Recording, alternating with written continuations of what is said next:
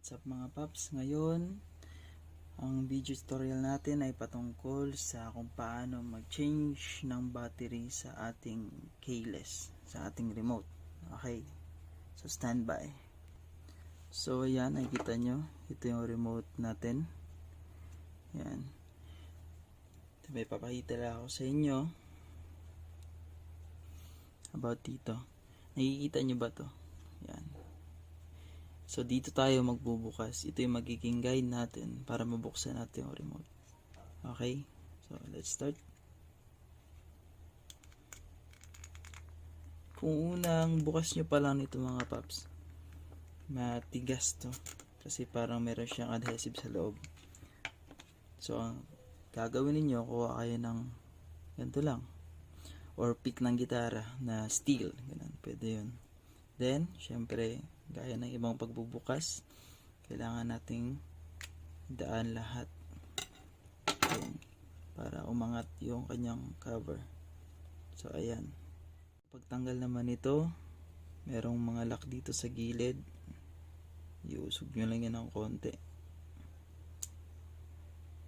Ayan, para lumabas yung kanyang battery.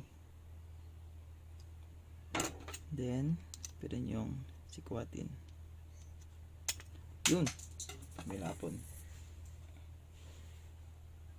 So ito na. Yan, dito yung code sa likod ng battery. Nakikita nyo, CR2032. So yan yung size ng battery. Then assuming na meron tayong bagong battery, so paglagay naman nun is madaling-madali lang. I-slide nyo na ng ganun, then press nyo lang pababa hanggang makinig yung clicking sound. Ibig sabihin nun, nag-lock na ang ating battery. Ganun. Huwag yung kakalimutan yung polarity yung positive nasa baba. So dapat na nakikita natin dito is yung clear, or yung minsan ito, gaya nito, meron siyang parang grid something. Huwag nyo kalimutang punasan. Yan. Punasan nyo lang na malinis na towel. Then ito mga paps, kung sakaling hindi naman sa kagustuhan natin, pero dumulas o natanggal, ganyan. So, madaling-madali lang ito ibabalik, okay? Meron to siyang silicone dito. Yung pattern niya, dapat yung dalawang pin dito is matatapat dito, okay? Yung dalawang pin matatapat. So, dapat nakaganyan siya. Okay? So, lalagyan natin to balik.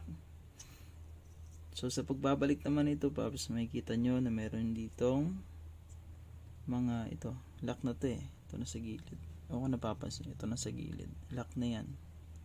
So, at marinig yung clicking sound, ibig sabihin na na-lock na yung remote natin. Okay? Yun. So, secured. Secure na ba? O, secure na ata. Okay, so yun na yan. Thank you.